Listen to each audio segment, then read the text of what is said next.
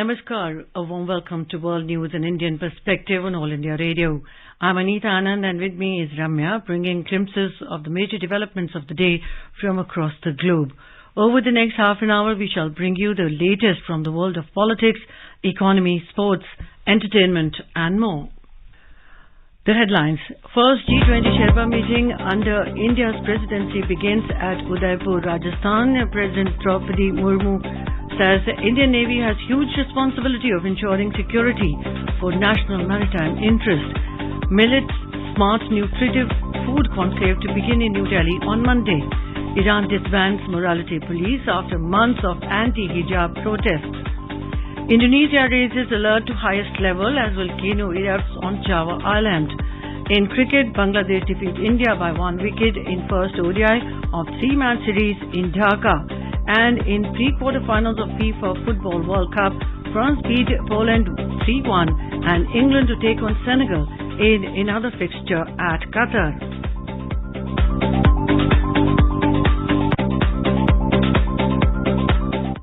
The first G20 Sherpa meeting under India's presidency began in the lake city of Udaipur in Rajasthan on Sunday. India's G20 Sherpa, Amitabh Kant, is presiding over the 4-day meeting. Delivering his opening remarks, Mr. Kant said, India took over G20 presidency at a time when the world is facing several challenges. He said India believes every crisis is an opportunity.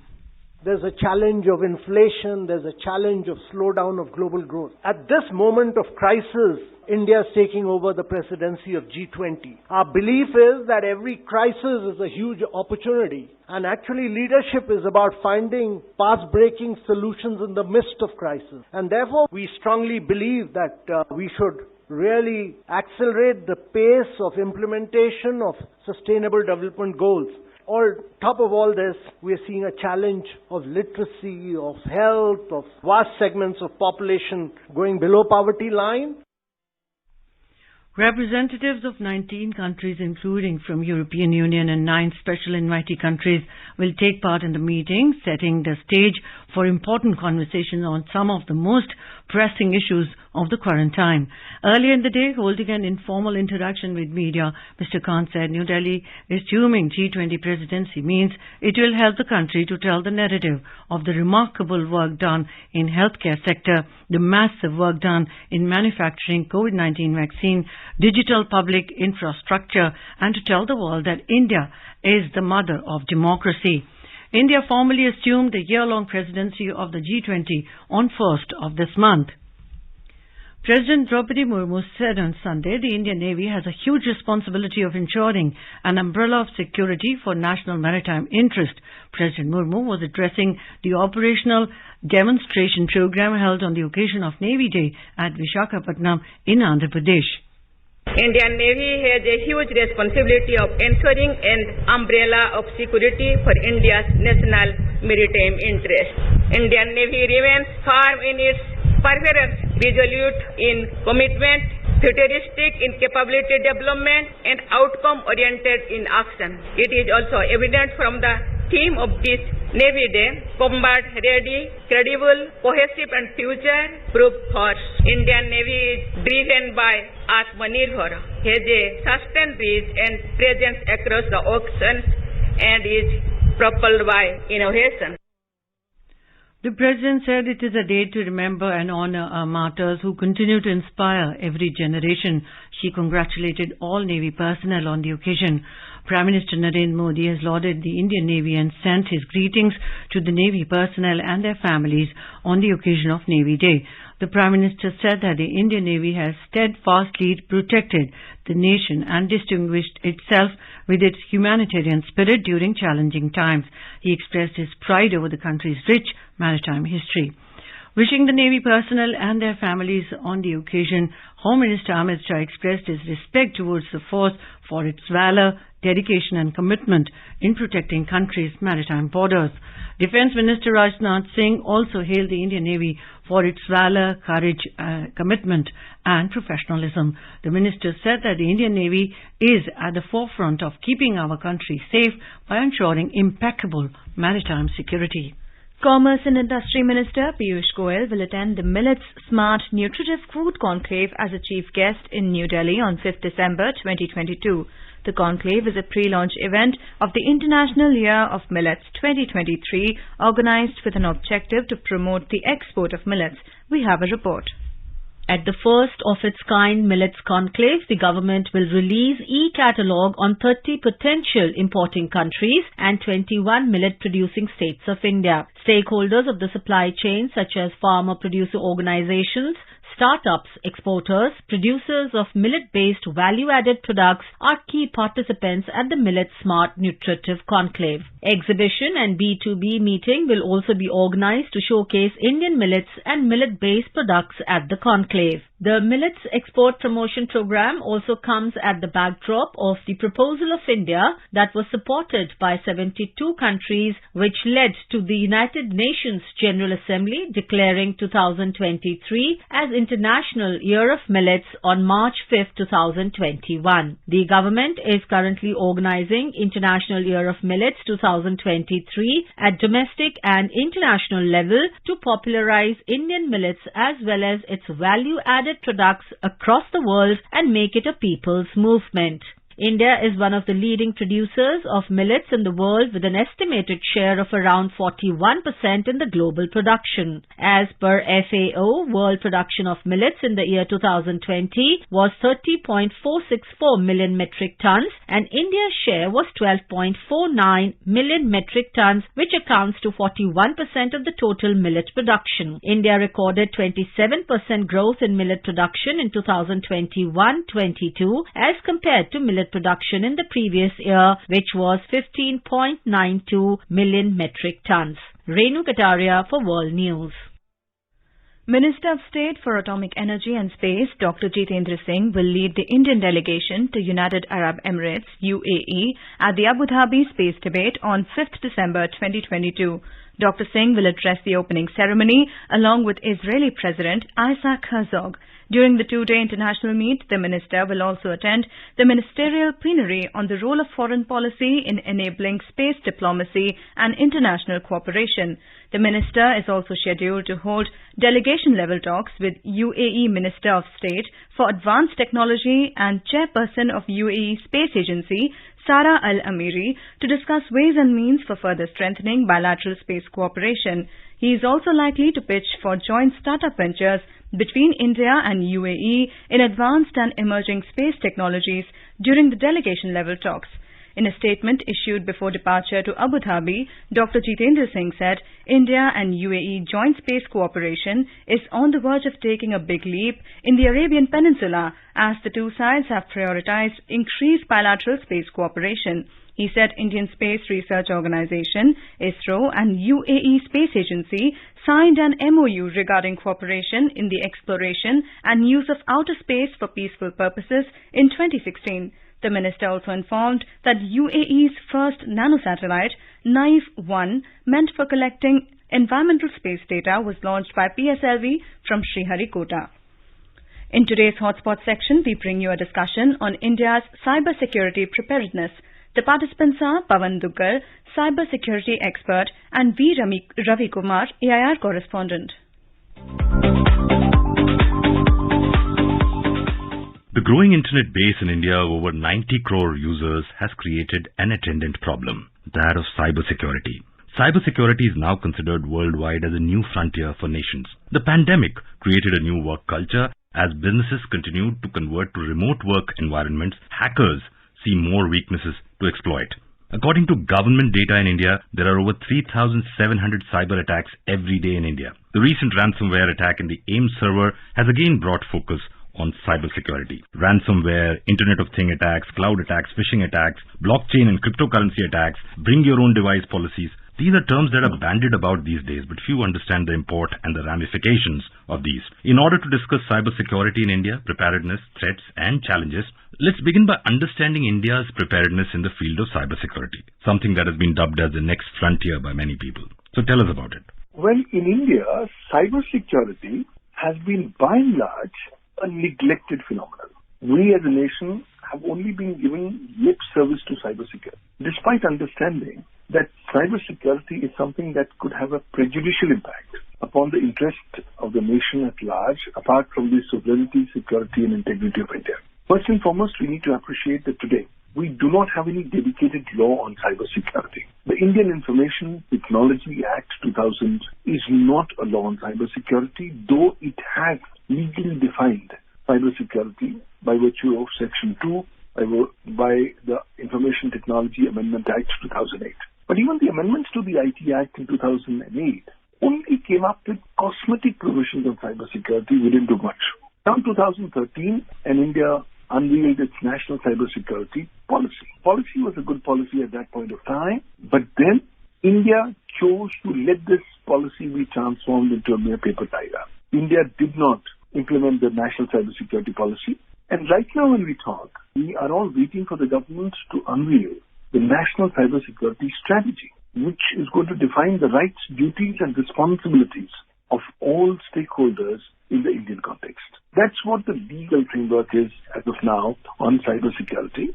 Though now the government has come up with the Information Technology Directions 2022, which have come into effect from 28th of June 22, where the government has now mandated all companies, corporates, governmental organizations, network service providers, intermediaries, data centers to go ahead and report any cybersecurity, which is one of the 15 odd kinds of cybersecurity incidents, within 6 hours of your coming to know about it. Failure to comply with this actually becomes an offense under the IT Act, punishable with imprisonment and fine. That's the legal situation as of now. Secondly, we are finding that cybersecurity is right now a shared baby. So if you could have a shared baby, not only different ministries are going to go ahead and seek ownership of the same, but at the same time, there's going to be no holistic, uniform approach in this regard. Consequently, because we don't have any specific focus on cybersecurity, a lot of ministries are actually claiming ownership on cybersecurity, whether it's the Ministry of Electronics and Information Technology, or Ministry of Information and Broadcasting, or the Ministry of Home Affairs, or even the Ministry of External Affairs. So now in this kind of an ecosystem, you don't really give that kind of importance to cybersecurity that it ought to be given. And the time has come where India requires now a new approach to cybersecurity. The time has come that India needs to have a dedicated ministry on cybersecurity. And now recently the attack on All India Institute of Medical Sciences is the biggest ransomware attack in the history of independent India, where the data of more than many crores of Indians, apart from prime ministers, ministers, bureaucrats, politicians, judges, have all been taken away and are currently available for sale on the dark net. So in terms of preparedness, you think it's a long way to go. I had just a small question. There is a data privacy bill that is upcoming. Does that have any ramifications, any impact on cybersecurity, or is that completely unrelated? First and foremost, the data privacy bill is not coming. Instead, India has now come up with a draft Digital Indian Personal Data Protection Bill 2022 for public comments, for which comments have been invited till 17th of December 2022. And when you look at that particular draft bill, and when you compare that with the draft Personal Data Protection Bill 2019, which was introduced in the Parliament and then subsequently withdrawn in the earlier part of 2022, we find that there are some glaring deficiencies. First and foremost, in the context of cybersecurity, we find that there is no reference to cybersecurity in this Personal Data Protection Bill. Today, no protection of data can take place without any reference to cybersecurity. So currently, the bill has been drafted in siloed approach, thinking that we are in an island and we can only talk of data protection, and that therefore there's no need specifically to look at cybersecurity. So much so that even reasonable security practices and procedures that are required in the context of data protection have not been appropriately even touched. So that's one of the biggest gray zones.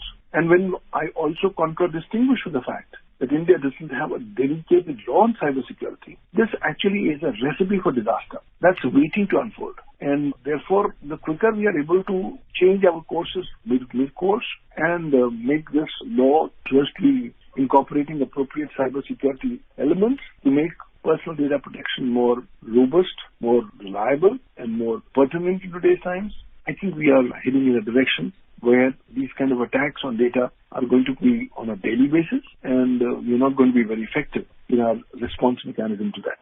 So Digital India has been great success, and we talked about preparedness of cybersecurity, and clearly there are a lot of loopholes there. If you look at threats, the threats that these cybersecurity attacks pose to India as a country, I was just looking at some data that UPI, which is a huge success, it was launched in 2016, almost 6 years now. 12 trillion rupees every month is transacted on UPI, over 700 crore transactions.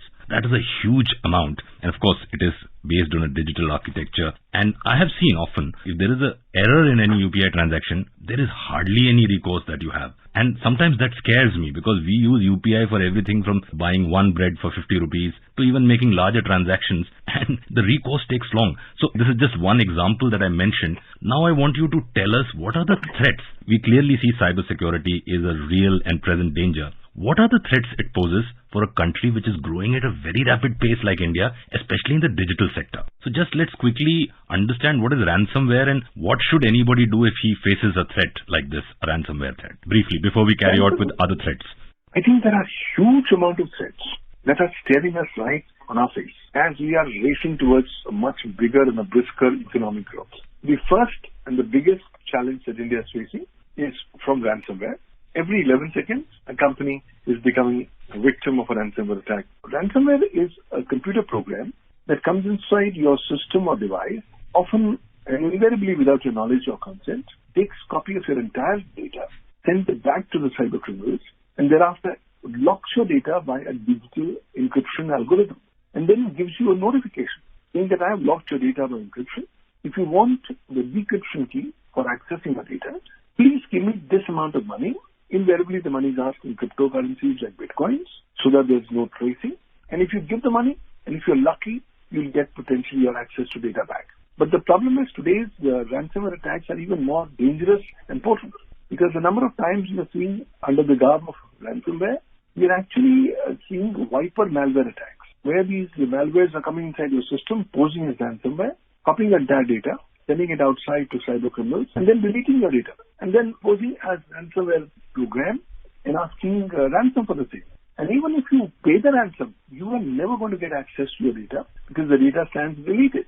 And that's the reason why organizations across the world, including the Federal Bureau of Investigation in the US, constantly advise people against making any payments for ransomware. These payments are typically made in cryptocurrency, I believe, when somebody has to pay ransom. All payments in ransomware attacks are only made through cryptocurrencies like bitcoins. Why? Because they're untraceable, and the movement of which cannot be tracked down for any particular cyber actor. So there's complete anonymity, and that's the reason why it becomes a bigger challenge for law enforcement agencies to identify who's the real threat actor who's gone ahead and implemented the said ransomware attack. Clearly, in the US, they've now come up with a new law which makes it an offense when you actually go ahead and make payment for ransom. In a number of jurisdictions, you are asked to now report how much have you paid as ransom. And therefore, globally, the new trends are that, look, let's not try to make any payment for ransom. Instead, let's try to focus more on cyber resilience. Let's try to go on our traditional thought processes of having regular, frequent, intervals-based backups, so that in the event you become a victim of a ransomware attack, you can restore the data from your backup without having to pay the money. So most corporates in India have something called as a business continuity plan, BCP as they call it. So why is ransomware such a big threat? Is it because BCP doesn't exist, or is it because it is not being implemented well? What is the reason?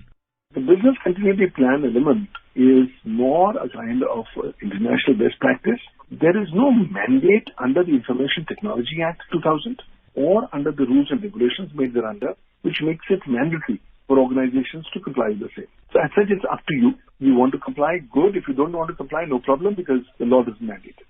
So ransomware is a big threat. What are the other threats? Apart from ransomware, we are having some other big threats in the form of denial of service attacks and distributed denial of service attacks. We have threats in the form of phishing, online financial frauds, and identity theft. These are major cyber criminal elements that I see on the horizon as far as cyber security activities are concerned. Another problem is the huge dependence on cyber crimes and cyber security breaches as a service model that's available on the darknet. Number of players on the darknet powering their cyber crime with a service model with artificial intelligence. It's not only getting more potent, and effective, but is also threatening to throw up new challenges. Interesting recommendations there, Pawan. Dedicated new law on cybersecurity, amendments in IT Act and the new IT Directions 2022. Also capability building, you're saying, and constant awareness and constant vigilance. And you also say everybody in India should focus on this particular aspect and probably have also a dedicated ministry. Pawan, thank you so much for joining us. And it's always a pleasure talking to you. Very focused and clear answers. Thank you very much for joining us. Thank you. This is All India Radio giving you the world news. Welcome back to the world news. Stage is set for polling for the second and final phase of Gujarat's assembly elections on Monday. 93 constituencies spread over 14 districts, including Ahmedabad, Vadodara and Gandhinagar, are going to polls in this phase. Election Commission has made all the necessary arrangements to ensure peaceful elections. Over 26,000 polling booths have been set up in the poll-bound districts. Meanwhile, State Chief Electoral Officer P. Bharti has appealed to the urban voters to vote in large numbers. A total of 833 contestants are in the fray, including 69 women candidates. The counting of votes for both the phases will be held on 8th of December. Iran's Attorney General has said that the country's morality police, which enforces the Islamic dress code, is being disbanded. Iran has seen months of protest over the death of a young woman, Mahsa Amini, in custody, who was detained by the morality police for allegedly breaking the dress code. Attorney General Muhammad Jafar Montazeri said morality police have nothing to do with the judiciary and have been abolished. He provided no further details about the state of the force or if its closure was widespread and permanent. The judiciary continues to monitor behavioral actions at the community level, he was quoted as saying by Iranian news agency ISNA. Mr. Montazeri also told the Iranian parliament that the law that requires women to wear hijabs would be looked at. However, there was no confirmation of the closure from the Interior Ministry, which is in charge of the morality police. Iran's morality police, the Gashta-e-Irshad or Guidance Patrol, was established in 2005 with the task of arresting people who violate the country's Islamic dress code. Hundreds of people have been killed in the unrest which erupted in September after the death in custody of the 22-year-old woman who was detained by the morality police for flouting the hijab rule. Calls for strike action and mass mobilization have in past weeks resulted in an escalation in the unrest which has swept the country, some of the biggest anti-government protests. Iran's Interior Ministry State Security Council said the death toll was 200. Paris Club creditor nations are proposing a 10-year moratorium on Sri Lankan debt and another 15 years of debt reconstructing as a formula to resolve the Sri Lankan debt crisis. The Paris Club is a group of officials from 22 countries who find sustainable solutions for challenges faced by debtor countries. The Paris Club has called upon the global North and South to take a similar haircut in restructuring of Sri Lankan debt. So far, no official proposal has been made by Paris Club to China or India. Meanwhile, the island nation is yet to initiate any formal dialogue with China. The delay has reduced chances of making the December deadline for getting extended fund facility from IMF Executive Board. The next likely IMF meeting is possible only in March 2023. Given the delay, Sri Lanka will require bridge funding for the period up to the finalization of IMF package. Earlier this year, Sri Lanka had defaulted on its $51 billion external debt in the midst of spiraling political and economic crisis. India has provided emergency aid to the tune of $4 billion to the island nation to tide over its economic crisis this year. The spokesperson of South African President Cyril Ramaphosa has said that Mr. Ramaphosa will not resign despite a scandal over money stolen from his farm. The spokesperson suggested Mr. Ramaphosa would fight on and rather than quit would seek a second term as leader of his African Nation Congress Party. President Ramaphosa's position as the head of the state came into question after an independent parliamentary panel said in a report that he might have violated office of oath in regards to millions of dollars in cash that was found in his private game farm. The spokesperson added that the president would challenge the report and its findings. Mr. Ramaphosa has denied any wrongdoing and has not been charged with any crimes. The panel's findings have been handed to Parliament, which is set to examine them and decide whether or not to launch impeachment proceedings against the president. Indonesia's Mount Semeru volcano has erupted, sending ash billowing into the sky and sparking evacuations on the country's main island, Java. Authorities raised the volcano's warning status to the highest level, meaning its activity had escalated. No injuries have been reported, but nearly 2,000 people were evacuated from the area around the volcano. Indonesia sits on the Pacific Ring of Fire, where tectonic plates collide, causing frequent volcanic activity as well as earthquakes. Semeru, also known as the Great Mountain, is the highest volcano in Java at 3,676 meters or 12,060 feet and one of the most active. China's capital Beijing is in grip of a cold wave which has frozen the water bodies. Residents flocked to a frozen canal at the city's Olympic Park and indulged in ice sports yesterday against the backdrop of iconic Bird's Nest Stadium, which also hosted Beijing Winter Olympics last year. As city relaxed few COVID-19 curbs this week after the country was stunned by unprecedented civil unrest against the zero-COVID regime, young, old and kids were seen enjoying ice skating, ice hockey, sledging and other picnic activities, making a chilly winter day lively.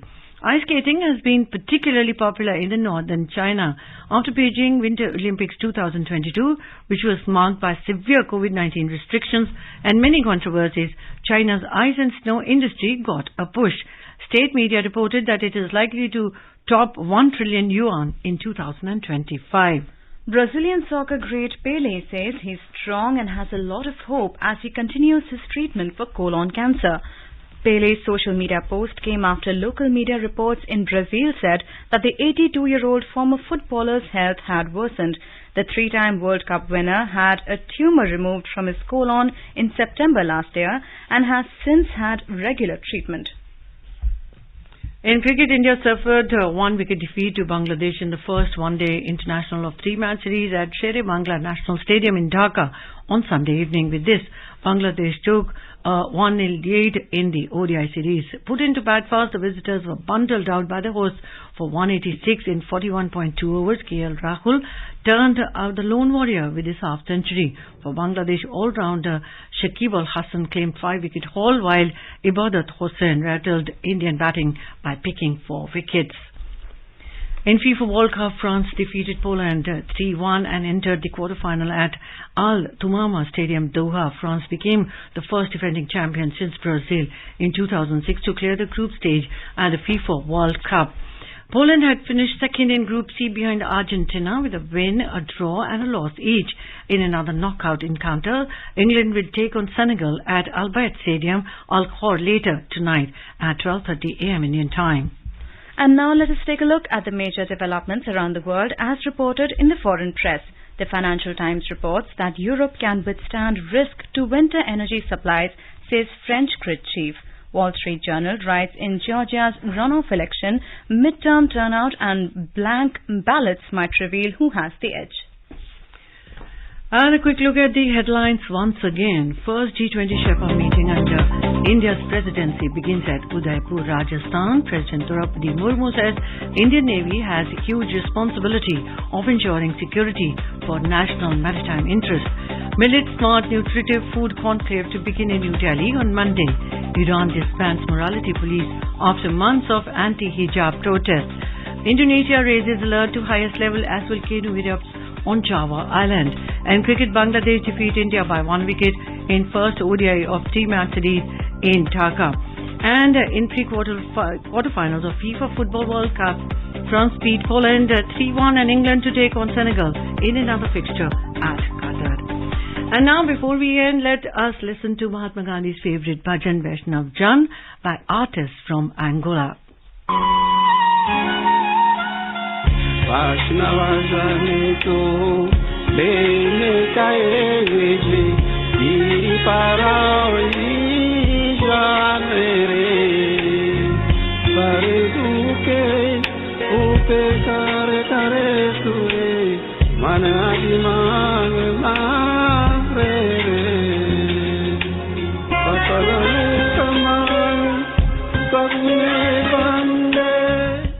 And with that, we end this bulletin. We'll be back at the same time tomorrow with the next edition of World News.